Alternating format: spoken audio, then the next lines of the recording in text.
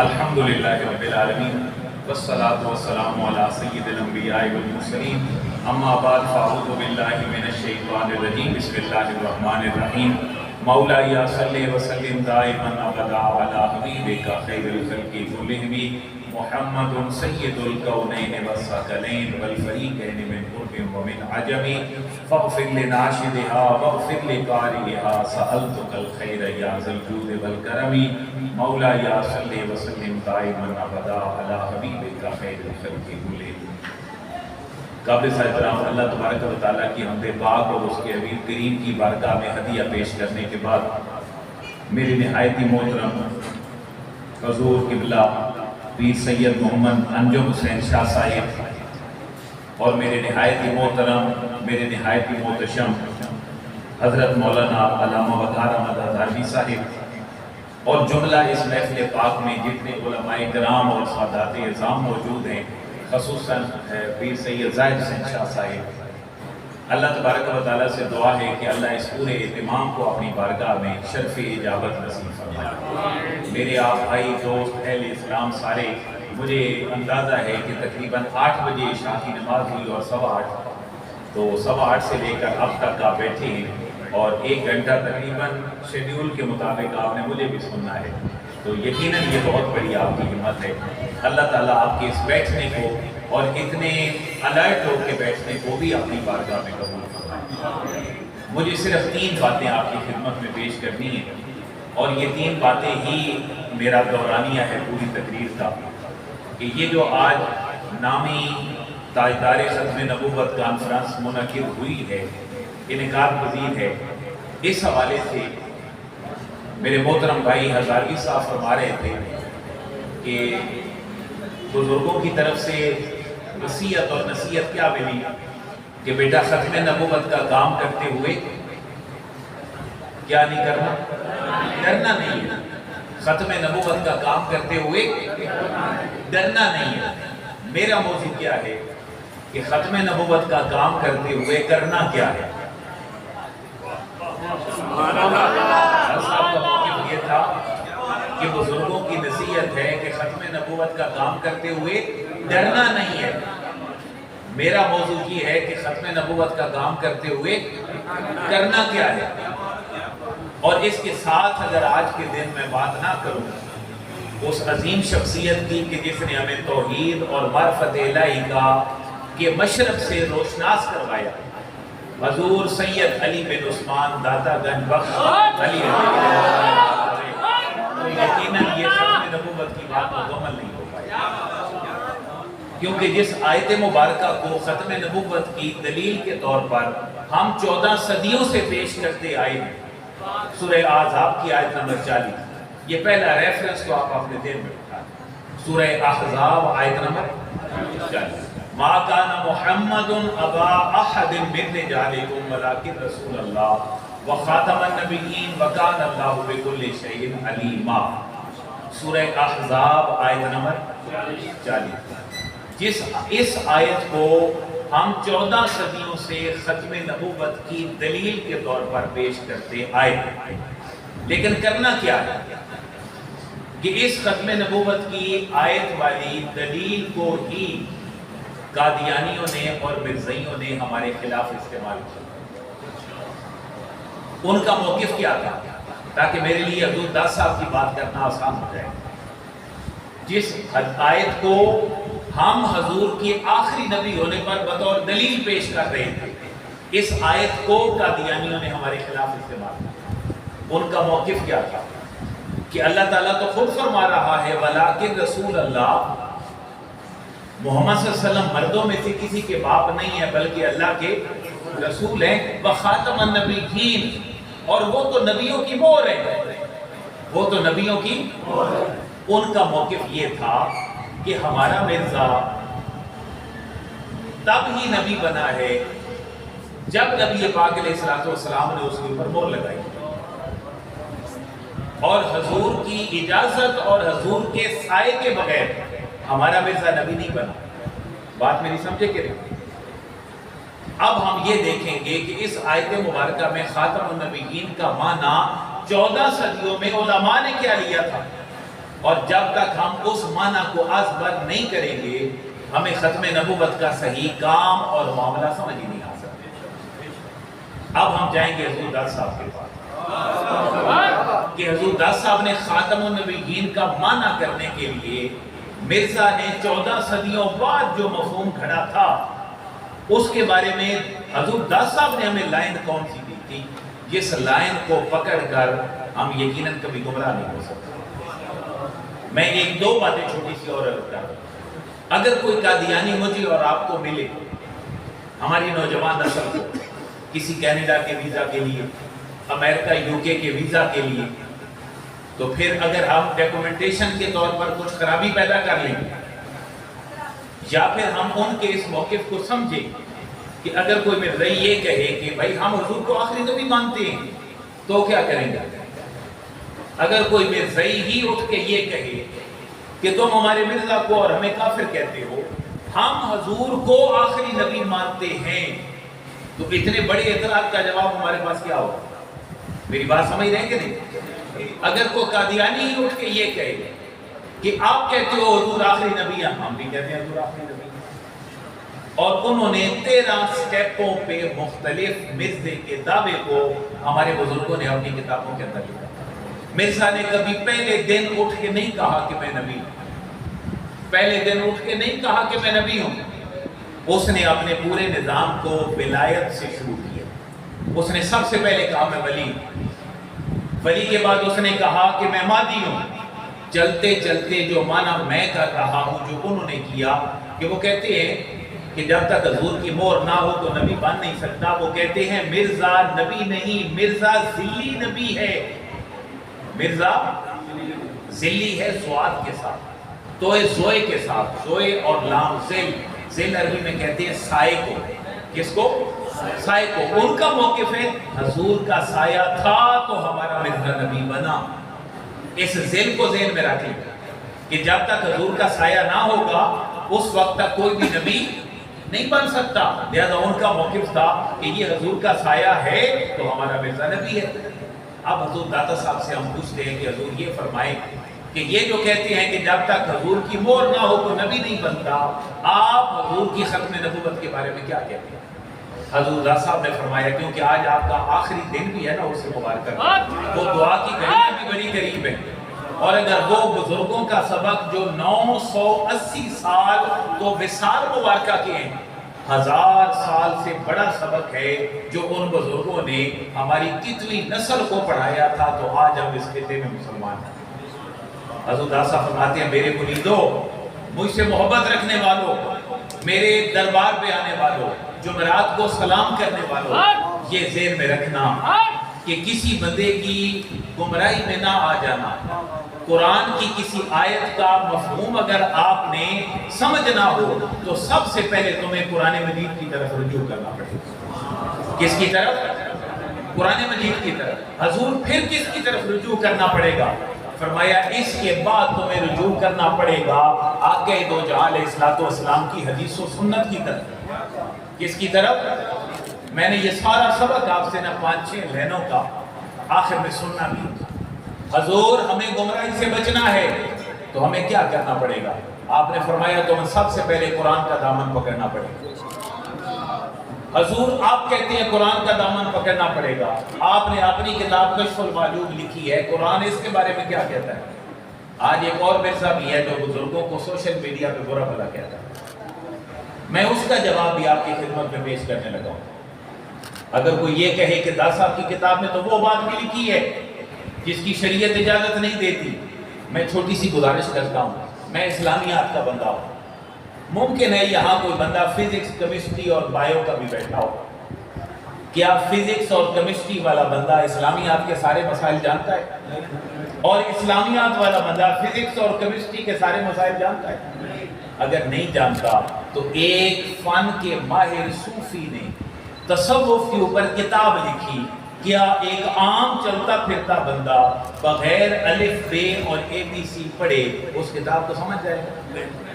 اگر نہیں سمجھے گا تو پھر ہمیں کشف المعلوم حضور داتا صاحب کی کتاب کے بارے میں مثبت رویہ اختیار کرنا پڑے گا۔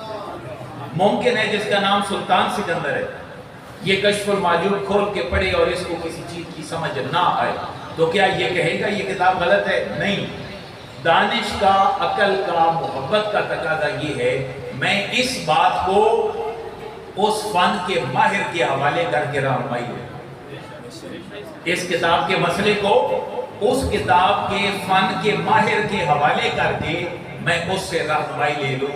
یہ وہ طریق ہے جو 14 صدیوں میں ہمیں ہمارے بزرگوں نے سکھایا۔ حضور صاحب سے ہم نے پوچھا حضور آپ کہتے ہیں اگر ختم نبوت کا کام کرنا ہے تو قرآن کی طرف جاؤ، آپ نے تو کشف المعجوب لکھ دی، پھر قرآن سے تو آپ نے ہمیں ہٹا دیا، آپ نے کیا لکھ دی؟ کشف المعجوب لکھ دی، آپ نے تو قرآن سے ہمیں ہٹا دیا۔ حضور داس صاحب فرمانے لگے میرے مرید، میرے عقیدت مند، ذرا اس کو کھول کے دیکھ، میں نے 350 آیتیں قرآن کی اس کے اندر لکھ دی، میں نے 350 آیات قرآن مجید کی اس کتاب کے اندر لکھ دی ہیں۔ اگر تو 350 آیات کو پڑھ کے سمجھ جائے گا تو گویا تو قرآن کو سمجھ جائے گا۔ پتہ چلا اہل سنت والجماعت کے عقائد کے لیے ہمیں سب سے پہلے کس کی طرف جانا پڑے گا؟ قرآن مجید کی طرف جانا پڑے گا۔ اگر کوئی آج اٹھ کے کہے کہ یہ قرآن ہے، قرآن میں یہ لکھا ہے، میں اس کا معنی یہ کرتا ہوں جیسے مرزا نے خاتم النبیین کا کیا، تو ہم اس کو کہیں گے کہ تو جب قرآن سمجھے گا تو قرآن سمجھے گا تب جب تو اللہ کے نبی کی حدیث و سنت کو بھی سمجھے گا۔ تیرا قرآن اللہ کے نبی کی حدیث کے بغیر تیری سمجھ میں، بولیں تیری سمجھ میں نہیں آ سکتا۔ ہم نے حضور داس صاحب سے پوچھا حضور آپ نے تو کشف المعجوب لکھ دی، اس کے اندر پھر حضور کی حدیث و سنت کے در گئی۔ حضور داس صاحب فرمانے لگے میرے محبت کرنے والے، میرے عقیدت کرنے والے، ذرا میری کتاب کو کھول کے دیکھ، میں نے 125 حدیثیں اپنی کتاب کے اندر لکھ دی۔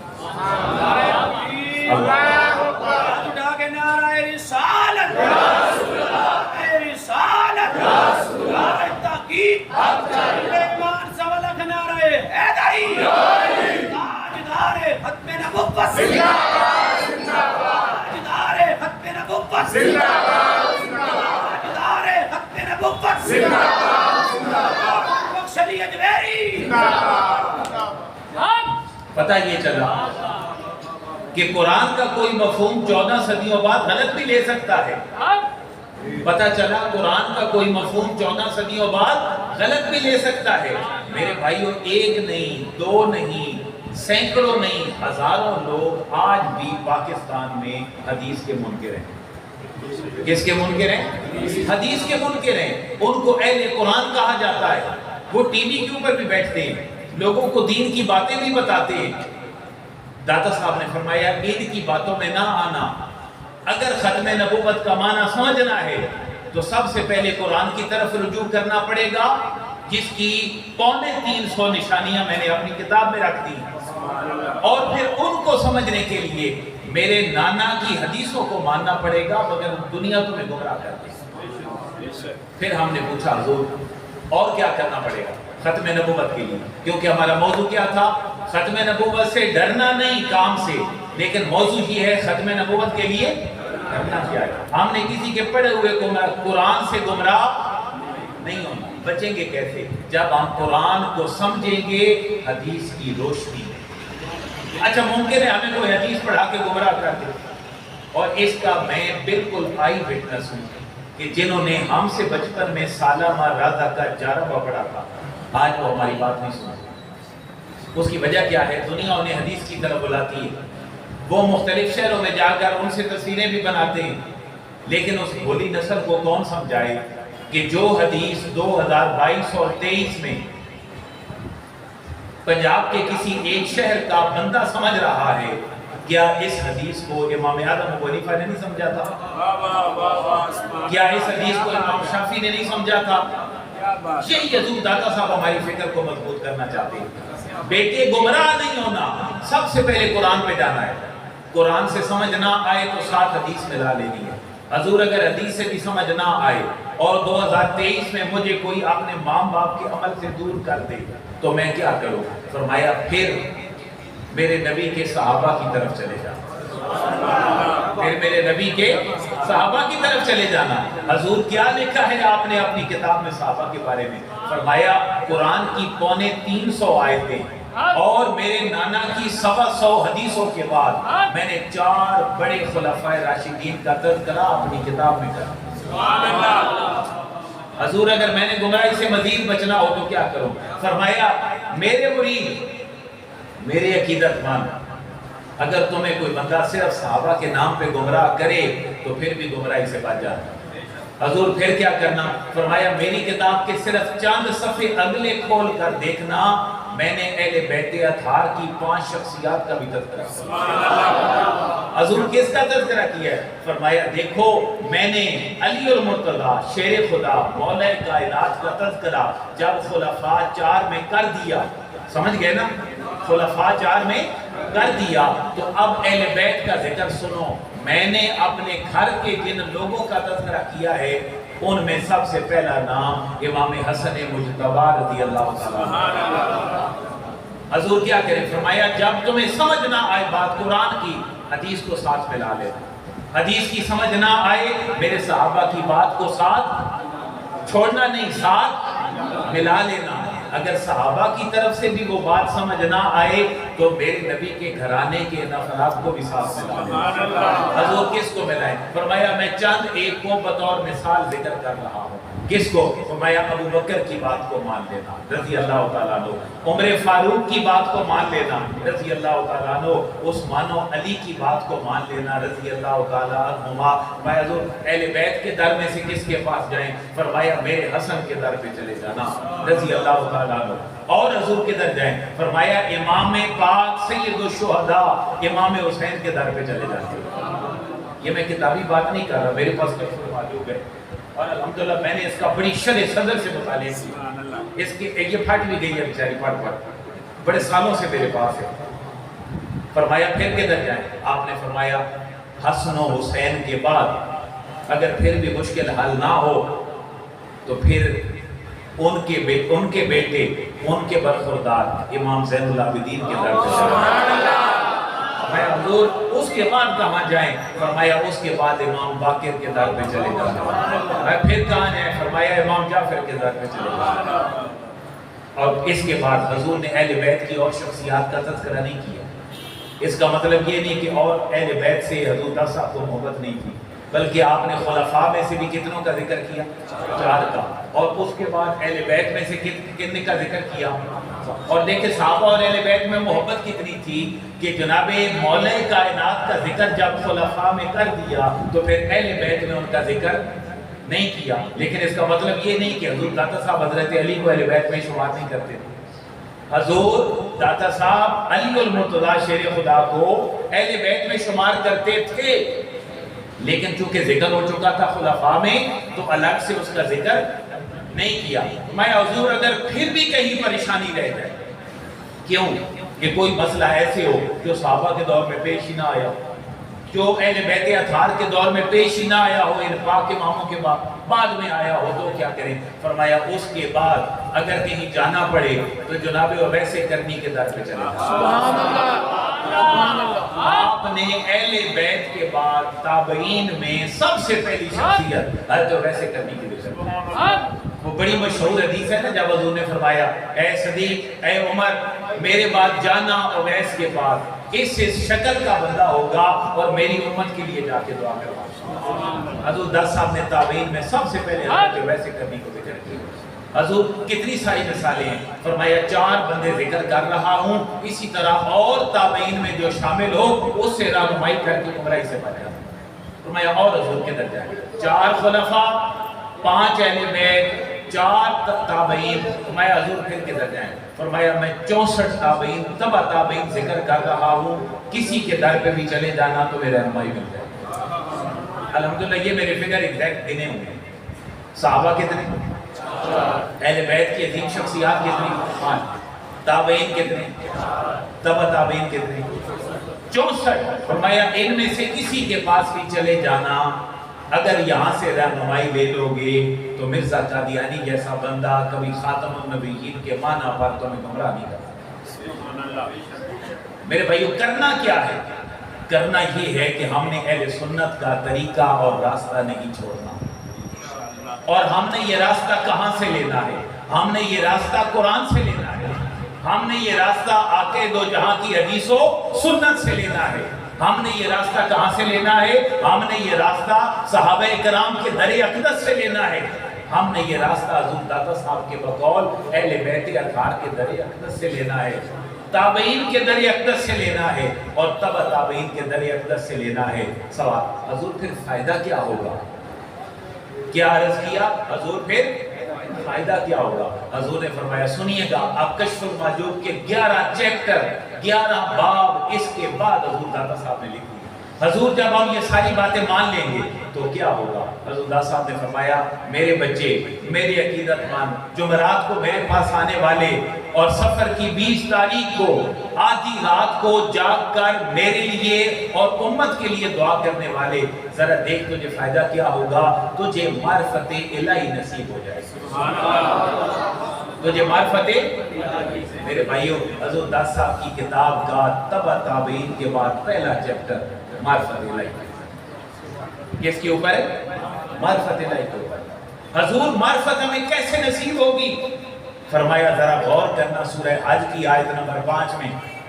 ذرا غور کرنا سورہ حج کی آیت نمبر، میرے ساتھ ریڈی ہے کہ نہیں ہے؟ سورہ حج کی آیت نمبر 5 میں حضور اس آیت کے اندر کیا لکھا ہوا ہے؟ حضور داتا صاحب نے فرمایا ذرا غور کر، تیرا اور میرا رب اپنی معرفت کے لیے تجھے اور مجھے سبق کیا پڑھاتا ہے. ذرا اس آیت مبارکہ کا میں چاہتا ہوں ایک ایک لفظ میں آپ کی خدمت میں پیش کر دوں. سورہ بولے سورہ حج آیت نمبر 5. حضور اس آیت نمبر 5 کے اندر کیا لکھا ہے؟ تو حضور داتا صاحب فرمانے لگے میرے بچے اس آیت کے اندر اگر تو اس کو صحیح معنوں میں پڑھ لے گا تو اور کچھ نہیں، تجھے دنیا کا سب سے بڑا خزانہ معرفت الہی نصیب ہو جائے گا. حضور ذرا فرمائیے وہ معرفت الہی کیسے نصیب ہوگی؟ فرمایا سورہ حج کی آیت نمبر 5 پڑھنا. اللہ فرما رہے یا ایھا الناس، کیا ترجمہ؟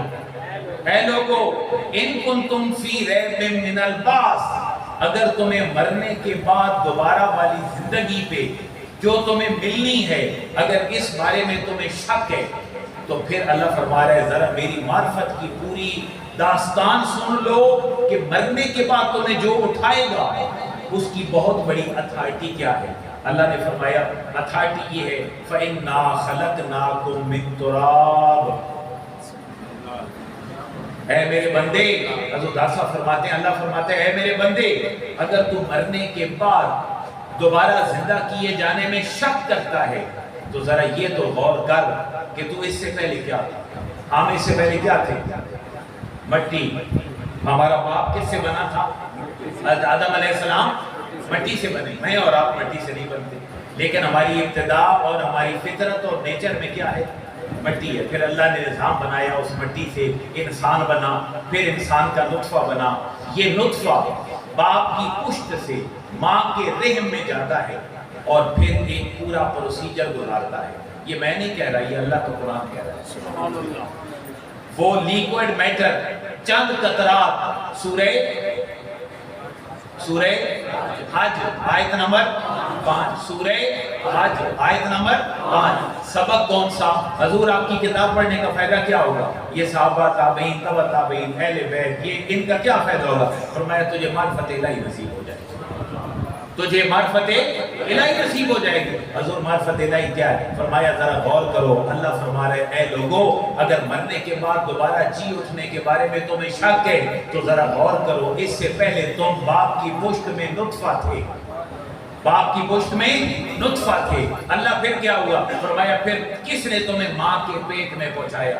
جب ماں کے پیٹ میں تم پہنچ گئے تو بنا کیا؟ ثم من نطفہ ثم من علقہ، پھر تم ایک گوشت جمع ہوا خون کا لوتھڑا بن گئے. 40 دن تم نطفہ رہے. کتنے دن؟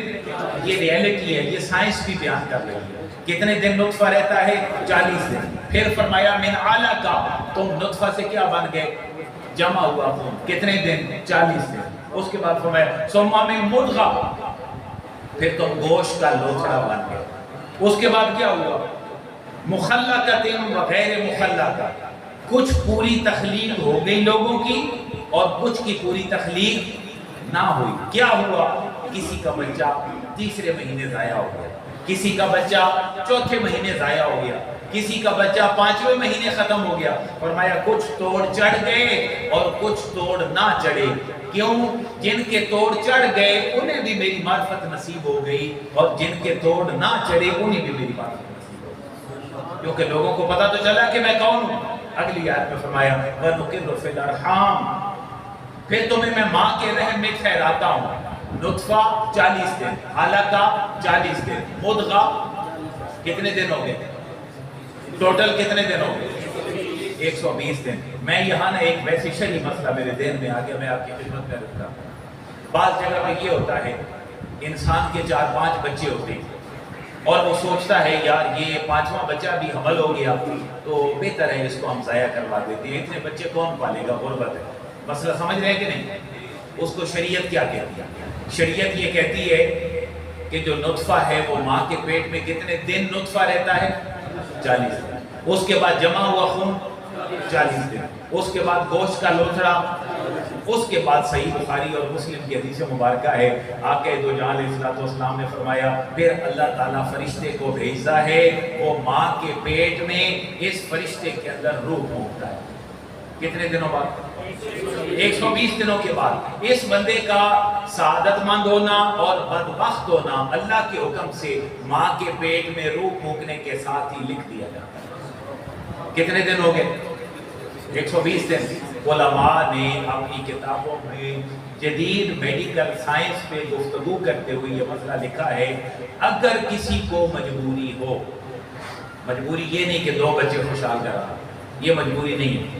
2 بچے خوشحال کرانا مجبوری نہیں ہے. اگر ماں کی زندگی خطرے میں ہو اور جو پہلا بچہ ہے وہ ابھی صرف اور صرف 3-4 مہینے کا ہے، ماں اس کو دودھ پلا رہی ہے، اگر وہ دودھ نہیں پلائے گی تو بچے کی جان کو خطرہ ہے جو پیدا ہو چکا ہے، یا ماں کی اپنی جان کو خطرہ ہے، اور اس کو ماہر خدا ترس ڈاکٹر لیڈی ڈاکٹر مشورہ دے کہ اپنے پیٹ کا جو بچہ ہے اس کو ضائع کروا دو تو ضائع کروا دے تو کوئی حرج نہیں ہے. لیکن کتنے دنوں سے پہلے؟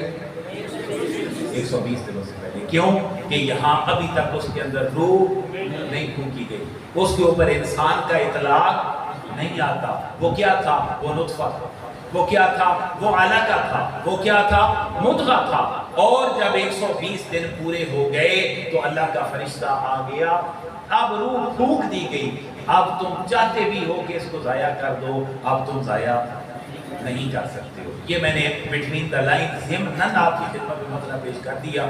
ہم جب اوپر بیٹھے تھے تو ارشاد گجر صاحب بھی ساتھ تھے، کسی موضوع کے اوپر مسئلے کے اوپر گفتگو چھڑی. ہمیں شریعت کے حکم کو سب سے پہلے رکھنا چاہیے.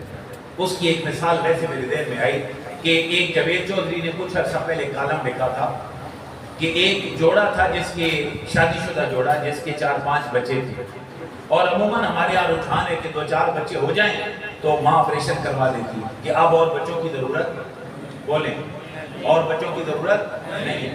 اللہ کا کرنا یہ ہوگا، اس نے آرٹیکل میں لکھا کہ وہ کہیں سیر کرنے کے لیے گئے، ان کا ایکسیڈنٹ ہوا، ان کے سارے بچے فوت ہو گئے، ایک بچہ بھی نہیں بچا، اور عورت اپنا آپریشن کروا چکی تھی کہ اگلے بچے اب نہ ہوں. جب واپس آئے غم کی صورتحال سے نکلے تو ڈاکٹر کے پاس گئے کہ ڈاکٹر صاحب یا لیڈی ڈاکٹر جو بھی تھی اس کے پاس گئے اور کہنے لگے ہمارا وہ مسئلہ حل کر دیجیے، ہمارے تو سارے بچے ہی مر گئے. تو ڈاکٹر نے کہا جو مسئلہ ہم نے حل کیا تھا اس سے آگے یہ اور حل نہیں ہو سکتا. تو پتہ چلا انسانی سوچ اعلیٰ ہے یا اللہ کی شریعت اور اللہ کا حکم اعلیٰ ہے؟ اللہ کا حکم اعلیٰ ہے. اس لیے اللہ کے حکم کو کبھی بھی اگنور نہیں کرنا چاہیے. 2 بچے خوشحال کرانا ہمارا نعرہ نہیں، 2 بچے خوشحال کرانا یہودیوں کا نعرہ. کیوں بھلا؟ کوئی بھی دنیا کا مذہب اپنا مذہب چھوڑ کے دوسرا اختیار کر سکتا ہے، اس کو آزادی ہوتی ہے. اسلام میں ایسا نہیں ہے کہ کوئی اسلام چھوڑ کے یہودی بن جائے، یہ پھر مرتد ہے، اس کی سزا پھر مرتد والی ہے. لیکن اوورآل دنیا کے مذاہب میں کوئی بھی سکھ ہندو ہو سکتا ہے، کوئی بھی ہندو مسلمان ہو سکتا ہے، اور کوئی بھی سکھ بدھسٹ ہو سکتا ہے، اور کوئی بھی بدھسٹ جین مت کو قبول کر سکتا ہے. مذاہب کو دوسرا مذہب قبول کرنے کی آزادی ہے۔ دنیا کا ایک واحد مذہب ہے جو ماں کے پیٹ سے پیدا ہو کر یہودی بنتا ہے، وہ کبھی دوسرے مذہب والا یہودی نہیں بن سکتا۔ یہ یہودیوں کا اصول ہے، کسی بندے کو وہ بطور یہودی قبول نہیں کرتے جب تک وہ یہودن کے پیٹ سے بولیں پیدا نہ ہو۔ تو نعرہ کیا لگایا کہ ہم کتنے بچے پیدا کریں گے؟ یہودیوں نے سوچا ہم کتنے بچے پیدا کریں گے؟ یہاں تو مسلمان صرف پاکستان کے 22 کروڑ ہیں، صرف پاکستان کے 22 کروڑ ہیں۔ انڈیا کے کتنے ہیں؟ 40 کروڑ کے قریب۔ انہوں نے کہا کہ یہ اگر 2 ملکوں کے مسلمان بھی مل جائیں تو 8 ارب آبادی میں سے یہ 2 ملک ہی 60 کروڑ تو کھڑے ہیں، اور یہ اگر ہر 2 مہینے بعد بھی بچہ پیدا کریں تو دیکھیں کہاں تک تعداد پہنچتی ہے۔ اور آپ جانتے ہیں پوری دنیا میں یہودی کتنے؟ پوری دنیا کے یہودی 1 کروڑ سے زیادہ نہیں، پوری دنیا کے یہودی 1 کروڑ سے زیادہ، اور 2 ملکوں کے مسلمان کتنے؟ 60 کروڑ۔ تو میرے بھائیوں، یہ جو 4 فل نعرے ہمیں دیے گئے میڈیا کے اوپر، 2 بچے خوشحال کرا، طریقہ کار کیا ہوتا ہے؟ 2 بچوں کے بعد ایمبولینس آتی ہے، بچے کو اور ماں کو لے جاتی ہے، آپ صرف آئی ڈی کارڈ کی کاپی دے دیں، بچہ دانی نکال کے ہماری حکومت اپنی ماں کو اپنے گھر میں بما میڈیسن چھوڑ جائے۔ بل بھی ایسے ہی پورے کرواتی ہے، بجلی کے بل بھی ایسے ہی گھر سے کسی دکھی کو لے جا کے جمع کروا کے واپس چھوڑ جاتی ہے۔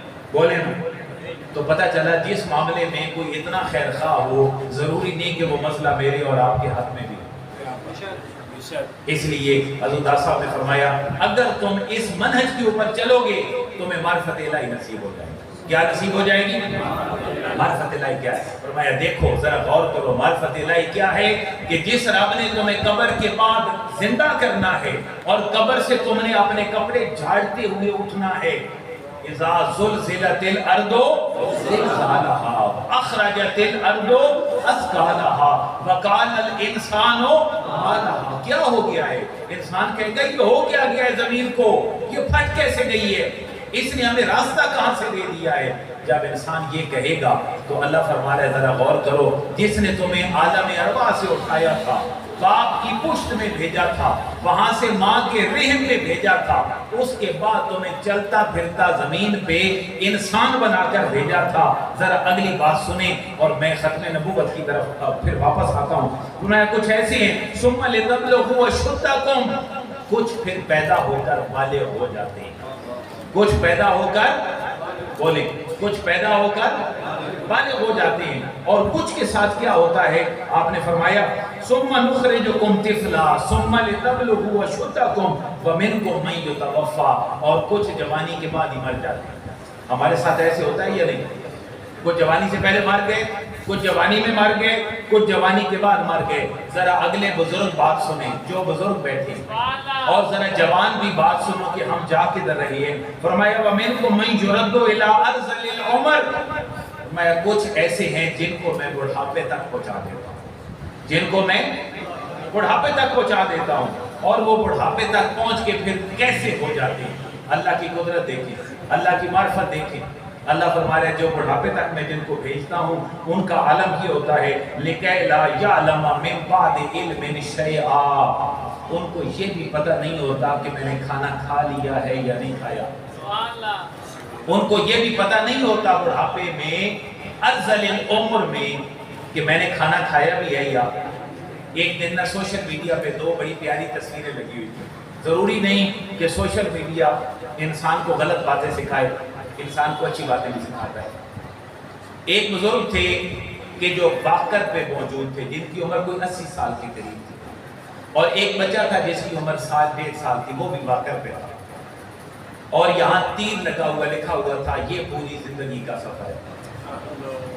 تیر لگ کے کیا لکھا ہوا تھا؟ یہ پوری زندگی کا سفر ہے، کہ جب تو بچہ تھا تو تو چل نہیں سکتا تھا، جب تو 80 سال کا ہے تو تب بھی نہیں چل سکتا، جب تو 1 سال کا تھا تو تو نرم غذا کھاتا تھا، سخت غذا نہیں کھا سکتا تھا. یہ سفر گزرا ہے, یہ سورج مشرق سے مغرب تک چند چولے اس نے بدلے ہیں صرف, اور اس کے بعد تیری یہ حالت ہو گئی ہے کہ تو بھی سخت غذا نہیں کھا سکتا, تو بھی نرم غذا پہ چلتا ہے. یہ سال کا بچہ پوٹی پیشاب کر دیتا تھا, اس کو پتہ نہیں چلتا تھا. یہ پیمپر میں ہے, اور یہ سفر جو تو طے کر کے پہنچا ہے, اب 80 سال میں تو پھر کدھر پہنچ گیا ہے؟ پیمپر میں پہنچ گیا. میں آپ کو یقین بات بتاؤں, میری مسجد کے ایک نمازی میرے ساتھ انتہائی محبت کرنے والے, یقیناً اماموں کو, خطیبوں کو, علماء کو اللہ تعالیٰ کی طرف سے خاص عنایات ہوتی ہیں, لوگ محبت کرتے ہیں. محبت ہے تو ہزاری صاحب کے محفل میں آپ آئیں, اللہ رسول کی کاج بھی ہے, لیکن اس کے ساتھ یہ بھی ایک تعلق ہے. آپ یقین کریں, میں مسجد کی طرف آ رہا تھا تو وہ سڑک کے کنارے کھڑے تھے بزرگ, جن کی عمر کو 81-82 کے قریب ہے, اب بھی زندہ ہے. اور یہ بات میں زیادہ پہلے کی نہیں بتا رہا, یہ میکسیمم میرے خیال میں کوئی 2-2.5 مہینے پہلے کی بات بتا رہا ہوں. تو جمعے کے لیے آ رہے تھے, میں بھی جمعے کے لیے آ رہا تھا, تو میں نے انہیں کہا حضور آپ آ جائیں میرے ساتھ گاڑی میں بیٹھ جائیں. میں نے دروازہ اپنی فرنٹ سیٹ پہ بیٹھے ہوئے ہی اگلا کھول دیا اور وہ بیٹھ گئے میرے ساتھ. میں نے گاڑی چلا دی, مسجد جانا تھا, انہوں نے جمعہ پڑھے. تو آپ یقین کریں جب وہ میرے پاس بیٹھے تو انہوں نے ایک جملہ کہا, اور میرے والد صاحب اس جملے سے تقریباً کو 4-1 مہینے پہلے فوت ہوئے. تو مجھے بڑا دکھ تھا, یقیناً ہر باپ کے جانے پر ہر بچے کو دکھ ہے, میں بھی اس دکھ کو نہیں بھلا پا رہا. اور یہ بزرگ جب میرے پاس بیٹھے تو انہوں نے ایک جملہ کہا جس نے مجھے باپ کے جانے کا دکھ بھلا دیا. جس نے مجھے باپ کے جانے کا کیا کہا, میرے پاس بیٹھے اور سالہ سال کا میرے ساتھ پہلے وقت گزارا ہے, میرے پاس بیٹھ کے پتہ ہے مجھے کیا کہتے ہیں؟ کہتے ہیں آپ کا تعارف کیا ہے, آپ کون ہیں؟ یقین کریں صرف اتنا سارا جملہ اس نے میرے باپ کے دکھ کو بلا دیا. بھلا کیوں؟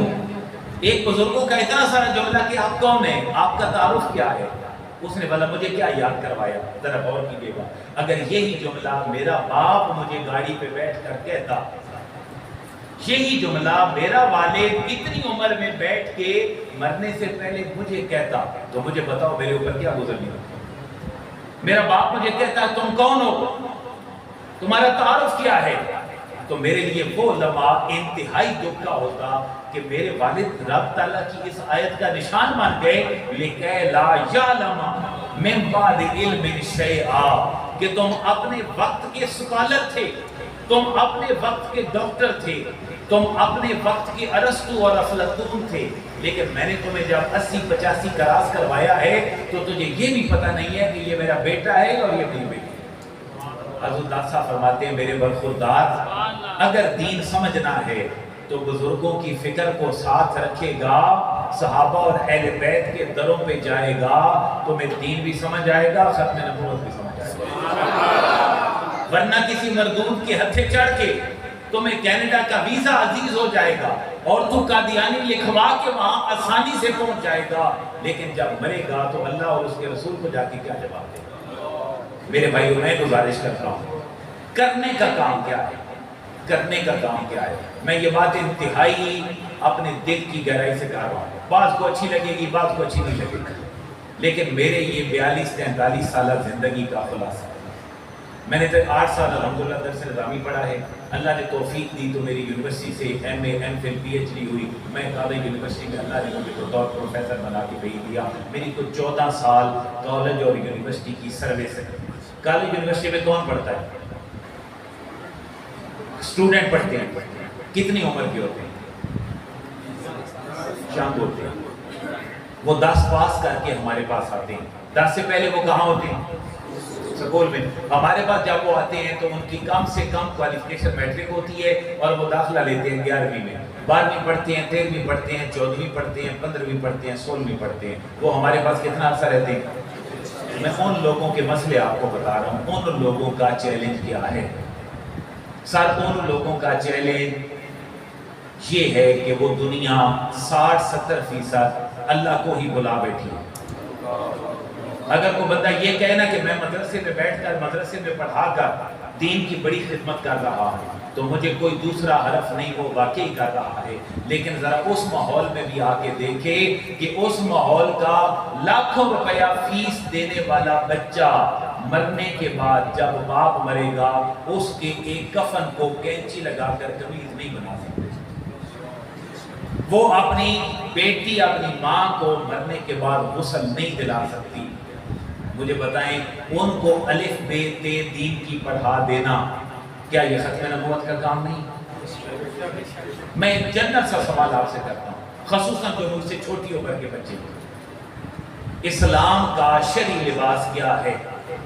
اسلام کس لباس کو شرعی لباس کہتا ہے؟ ذرا کوئی دوست ویسے ہی شیئر کرے نا میرے ساتھ. شرعی لباس اسلام کا کیا ہے؟ بچہ کہہ رہا ہے شلوار قمیض. مجھے یہ بتائیں حضور کے دور میں شلوار قمیض تھی ہے جی؟ ٹھیک ہے. اور جسم ظاہر نہ ہو. اگر کوئی پینٹ شرٹ پہنے تو اگر کوئی پینٹ شرٹ پہنے ٹائی بھی لگا دے 3 پیس پہنے اور مصلی پہ کھڑے ہو کر عشاء کی 4 رکعت کی امامت کروا دے، مالے دار کیا کہیں گے؟ بتائیں نا. ذہن کیا کہے گا؟ ہمارا ذہن کیا کہے گا؟ اوورآل ہمارا ذہن کیا کہے گا؟ سب سے پہلی بات یہ پاگل ہو گئی ایسے کہنا. اچھا بھائی نے جو جواب دیا آپ یقین کریں قرآن و سنت کی یہی بات ہے. میں اگلی بات کر رہا ہوں، سورہ آراف کی آیت نمبر 26 اور 27 اپنے دل کے قبر پہ نوٹ کر. سورہ آراف آیت نمبر 26 اور 27 اللہ فرما رہا ہے یا ایھا الناس. یہ آیت یا ایھا الناس شروع نہیں ہوئی. یا بنی آدم، اے آدم کی اولاد، قد انزلنا علیکم لباسا، ہم نے جب تجھے دنیا میں بھیجا تیرا لباس بھی ساتھ ہی بھیجا.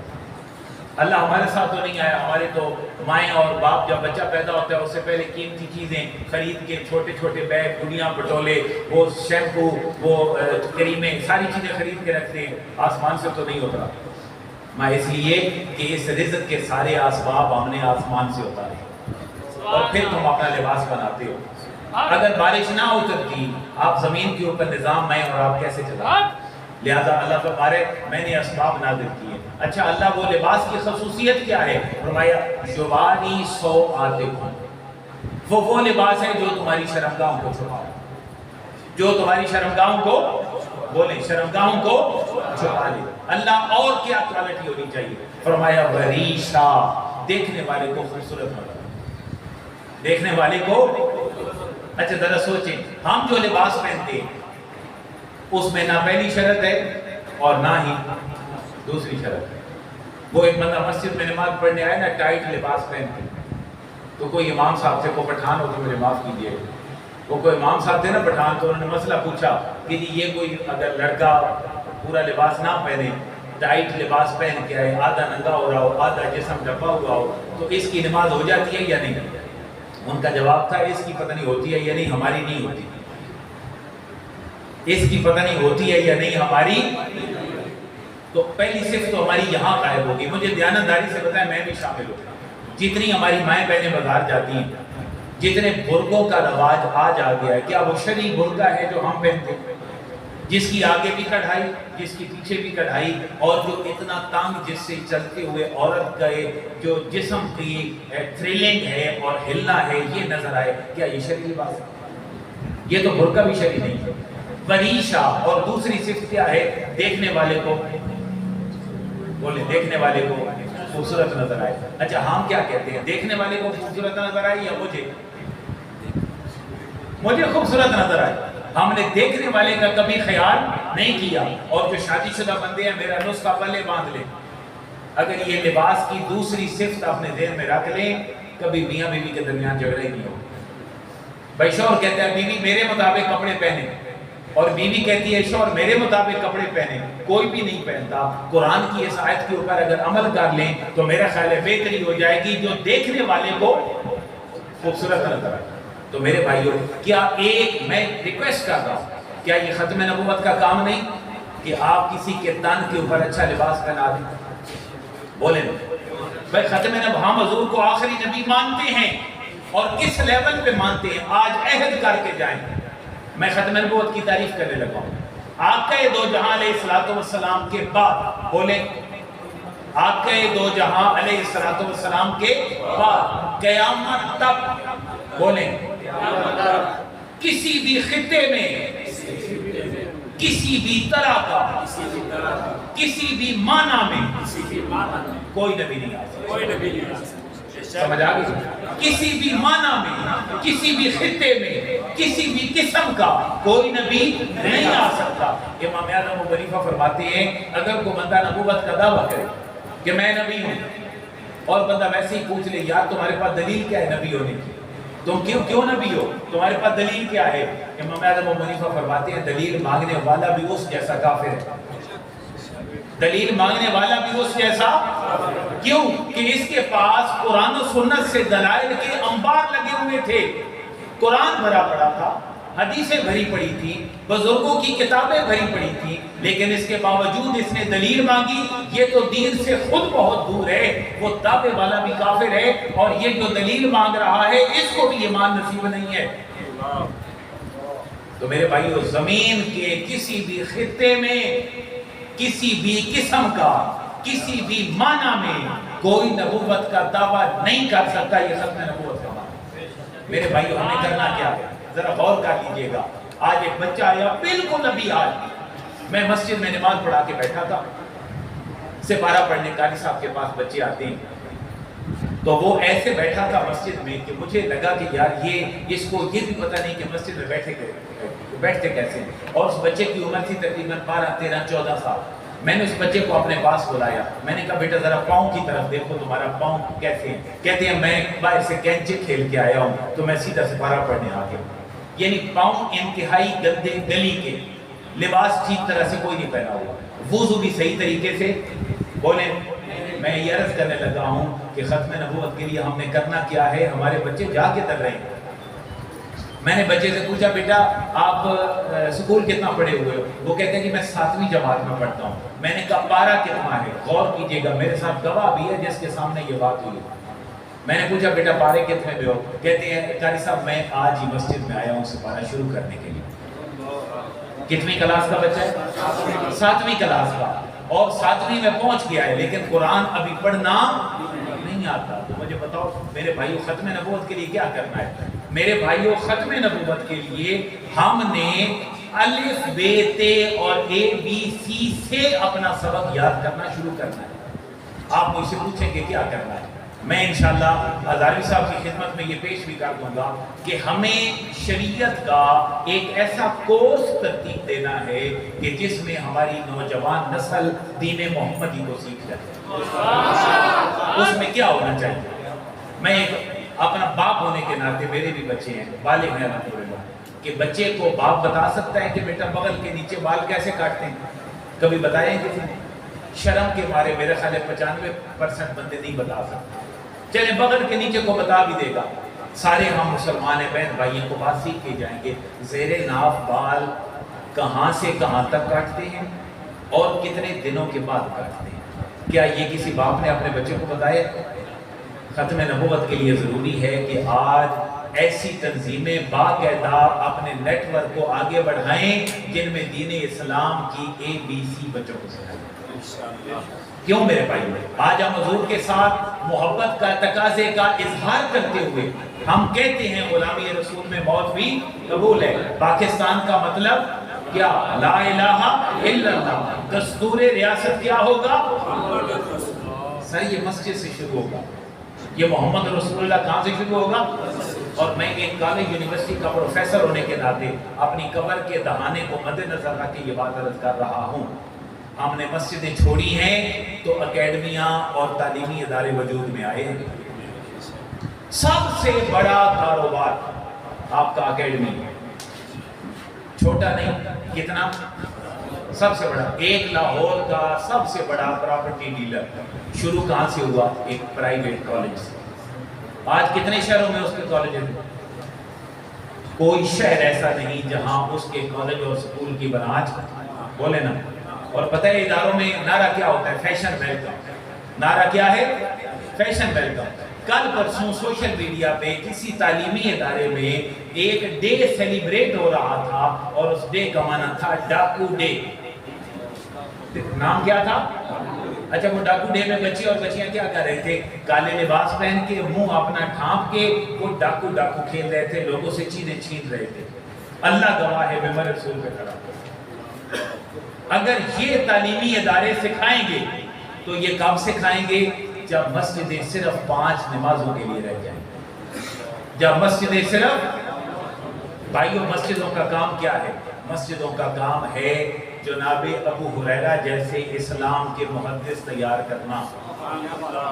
کہاں سے تیار ہوئے؟ مسجد نبوی کے ساتھ صفہ کے چبوتر پہ بیٹھنے والا عبد الرحمن المعروف حضرت ابو ہریرہ رضی اللہ تعالی عنہ 5472 حدیثوں کے راوی۔ اور میں ایک اور بات بڑے آپ سے التماس کرتا ہوں، ہر فرقے کی عورتیں دین سیکھنے میں آگے ہوتی ہیں، ہر فرقے کی عورتیں۔ میں جس مسجد میں کھڑا ہوں یہ اہل سنت والجماعت کی مسجد ہے، بریلوی مکتب فکر کی مسجد ہے۔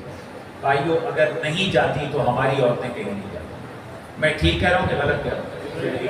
میرے بھائیو اگر آپ نے ایک عورت کو پڑھا دیا نا، جملہ غور سے سنیے گا، اگر آپ نے ایک اماں عائشہ کی غلام اور تیار کر دی تو حضور نے کیا فرمایا تھا؟ میری عائشہ سے آدھا دین سیکھو۔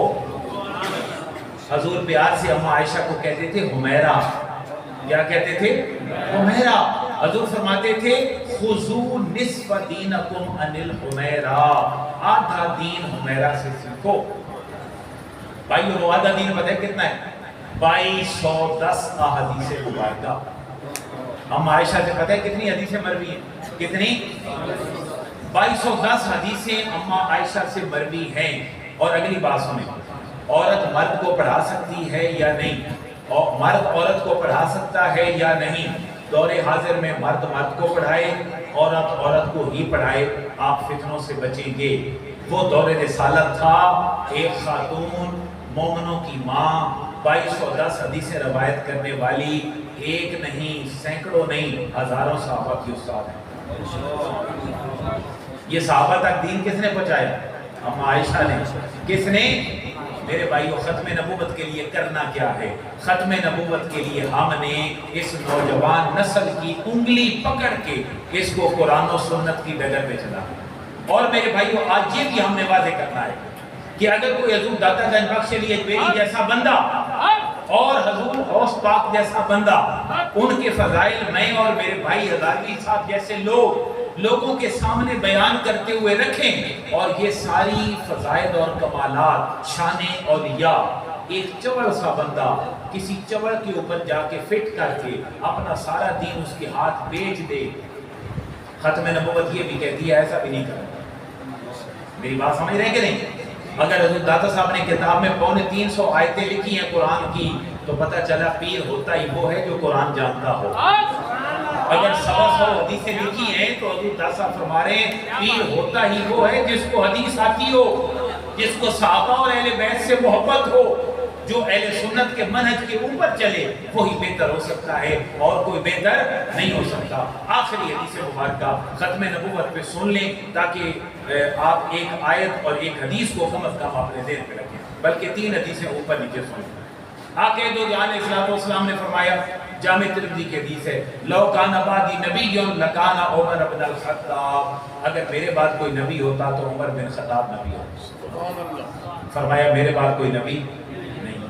ایک بات تو حضرت عمر کے بارے میں فرمائی، اور ایک جگہ پہ حضور نے فرمایا علی تو میرے لیے ایسے ہی ہے جیسے ہارون موسیٰ علیہ السلام کے لیے۔ ہاں وہ دونوں نبی تھے لیکن میرے بعد نبی کوئی نہیں ہے، اگر ہوتا تو وہ علی نبی ہوتا۔ 2 باتیں ہو گئی۔ تیسری بات، آقا دو جہان علیہ السلام نے فرمایا میرا بیٹا ابراہیم، حضور کو محبت تھی نا حضرت ابراہیم خلیل اللہ سے اپنے جد امجد سے، تو آپ نے اپنے بیٹے کا نام محبت کی وجہ سے کیا رکھا؟ ابراہیم رکھا۔ حضور نے فرمایا ابراہیم جب بچپن میں وصال فرما گئے، 16-17 مہینے عمر تھی حضرت ابراہیم، حضور کے جو بیٹے تھے ان کی وصال فرما گئے، ابھی دودھ پینے کی عمر میں تھے۔ حضور نے پتہ کیا فرمایا؟ حدیث میں نوٹ کر لیں، سنن ابن ماجہ حدیث نمبر 1511، سنن ابن ماجہ حدیث نمبر 1511، حضور نے فرمایا اِذْنَ لَهُ مُرْضِعًا فِي الْجَنَّةِ، ابراہیم یہاں دودھ پینے کی عمر میں وصال فرما گیا ہے، اللہ نے جنت میں اس کے لیے دائی کا انتظام کر دیا۔ وہ اس کی دودھ پلانے والی ہیں. اور حضور نے فرمایا لو عاشا، اگر میرا ابراہیم زندہ رہتا لکانا صدیقا نبیا، تو وہ صدیق بھی ہوتا اور نبی بھی ہوتا. اگر کوئی نبی ہوتا تو علی ہوتا، اگر کوئی نبی ہوتا تو عمر ہوتا، اگر کوئی نبی ہوتا تو ابراہیم ہوتا. فرمایا میرے پاس کوئی نبی نہیں ہے، ورنہ ہوتا تو ان میں سے ہی ہوتا. اور حضور نے فرمایا لا نبی بعدی، میرے پاس کوئی نبی. ایک آخری حضور کا خواب، حضور 2 منٹ ہے، حضور کا خواب. نبی پاک علیہ السلام نے اس حدیث مبارکہ کو ذرا نوٹ کر لیں دل و دماغ میں. سنن ابن ماجہ کا میں نے نمبر کیا بتایا؟ 15. کیا جی؟ ختم نبوت پہ یہ حدیث بطور دلیل اپنے پاس رکھ لیں کہ اگر کوئی نبی ہوتا تو حضور نے فرمایا میرا بیٹا ابراہیم بولیں نبی ہوتا. پھر حضور نے فرمایا، یہ صحیح بخاری کی حدیث ہے اور اس کا نمبر ہے 3621. بولیے گا سارے کی نیند بھی اڑے اور ہم آخری دعا کی طرف بھی جائیں. صحیح بخاری حدیث نمبر 3621. 3621. حضور نے فرمایا، ابو ہریرہ راوی ہیں، حضور نے فرمایا میں رات کو سویا ہوا تھا، میں نے خواب میں سونے کے 2 کنگن اپنے ہاتھوں میں دیکھے. سونے کے 2 کنگن اپنے ہاتھوں میں دیکھے. تو کنگن مرد کے لیے پہننا جائز ہے ناجائز ہے؟ سونے کے ناجائز ہے. حضور نے فرمایا میں نے ایک ناجائز کام اپنے ہاتھ میں دیکھا. کس حالت میں؟ خواب کی حالت میں میں نے دیکھا. اور مجھے بڑی فکر ہوئی کہ میں نے یہ خواب کیا دیکھا کہ میرے ہاتھ میں سونے کے 2 کنگن ہیں. حضور فرماتے ہیں، ابو ہریرہ فرماتے ہیں حضور نے فرمایا میں نے جو ہی ان کو اپنے ہاتھ میں دیکھا، میں نے ان کو پھونک ماری اور وہ میرے ہاتھ سے دور ہو گئے. سمجھ آ گیا خواب حضور کا؟ صحیح بخاری حدیث نمبر 3621. حضور نے فرمایا میں نے اس خواب کی تعبیر یہ لی کہ میرے بعد 2 جھوٹے نبی ہوں گے جو میرا سہارا لے کر نبوت کا دعویٰ کریں گے، لیکن جیسے میں نے پھونک مار کے اڑایا ہے ایسے میرے دست و بازو میرے صحابہ ان کو پھونک مار کے اڑا دیں گے. اور یہ 2 فتنے ہوں گے، مسلمہ کذاب کا اور دوسرا فرمایا اسود انسی کا. صحیح بخاری حدیث نمبر 3621. فرمایا میں نے جب پھونک مار کے اڑا دیا تو یہ نور نبوت تھا جو بتا رہا تھا کہ میرے بعد جو بھی نبوت کا دعویٰ کرے گا وہ پیر میر علی شاہ رحمۃ اللہ تعالیٰ علیہ کی طرح کہے گا. کیا کہے گا؟ کہ یہ تو کام کر، میں تیری پشت کے اوپر کھڑا ہوں. اور ختم نبوت کا کام کرنا ہے تو نعرہ کیا تھا؟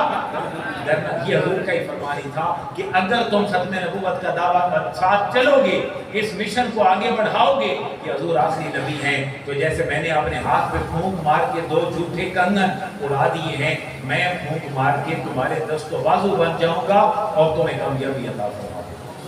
پھر میری اولاد میں ایک میر علی شاہ ہوگا جو کھڑا ہو کر کہے گا وہ بات جو ہزاروی صاحب نے کہی تھی کہ تو منشیوں والی بات کرتا ہے، تو بھی اپنا قلم چھوڑ، میں بھی اپنا قلم چھوڑتا ہوں، جو سچا ہے وہ حضور کی ختم نبوت کی بات کو تحریر کرتا. تو میرے بھائیو اپنے گھر سنبھالو. میں دیانتداری سے عرض کر رہا ہوں، مجھ سے میں اگلی بات رکھتا ہوں، میں آپ کی خدمت میں آیا تقریر کرنے کے لیے. 12 بج گئے. قیامت والے دن مجھ سے یہ نہیں پوچھا جانا کہ تم ٹھوکر گئے تھے یا نہیں. سمجھ آ رہی ہے کہ نہیں؟ میری اگلی بات سنیے گا. مجھ سے قیامت والے دن نہیں پوچھا جانا کہ تم ٹھوکر گئے تھے یا، لیکن یہ ضرور پوچھا جائے گا تمہارے گھر میں 5 بچے تھے، یہ صحیح مسلمان کیوں نہیں بنے. ٹھیک بات ہے میرے بھائیو، یہ سوال آپ سے بھی پوچھا جائے گا. علماء کی قدر کریں، اپنی مسجدوں کو آباد کریں، اور جتنے علماء بیٹھے ہیں میں ایک بات ان کی خدمت میں ضرور عرض کروں گا. جو بچہ 6ٹھی 7ویں 8ویں میں سکول اور کالج چلا گیا وہ بچہ پھر ریگولر مسجد کا نمازی نہیں بنے گا. کس عمر کے نمازی آپ کے ریگولر بچے نمازی ہیں؟ جو 5ویں 6ٹھی تک پڑھتے ہیں. ان کی عمر کتنی ہے؟ 9 10 11. وہ جو بچہ ہے نا 7 سال کا، آپ یقین کریں میں اپنے پڑھائی اور اپنے جملہ معاملات میں جہاں بھی ہوں میری سوچ کا فوکس یہ ہے کہ میری ساری محنت کے مستحق میری مسجد میں آنے والے مغرب سے عشاء تک سپارہ پڑھنے والے بچے. یہ کبھی بھی مجھے دوبارہ نہیں ملنے، یہ کبھی بھی مجھے دوبارہ نہیں ملنے. اور علماء کی ترغیب کے لیے عرض کر رہا ہوں، آج دوسرا دن تھا ایک تو جہاں میری رہائش ہے وہ مسجد ہے، اور وہاں ایک عالم صاحب ہیں باقاعدہ درس نظامی حافظ قرآن ہیں اور عالم دین ہیں، وہ امام خطیب ہیں۔ اس کے علاوہ آج دوسرا دن ہے، ایک اسپیشل قاری صاحب کا ارینج صرف اس وجہ سے کیا ہے، آپ نے مغرب سے عشاء تک بچوں کی تربیت کرنی، فریش بندہ ہو باہر سے اسپیشل آئے اور مغرب سے عشاء تک بچوں کو پڑھائے، اخلاقیات سکھائے، جنازہ پڑھنا پڑھانا سکھائے، شادی بیاہ کے طریقے سکھائے، لباس پہننے کا طریقہ بتائے، طہارت کے طریقے بتائے، کیونکہ یہی ختم نبوت کا کام ہے۔ اس نسل پہ محنت کر لو، یہ بڑی ہو کر آپ کے لیے کار ثواب بنے گی اور مرنے کے بعد ہمارے لیے ذریعہ نجات بنے گی۔ وہ مانیے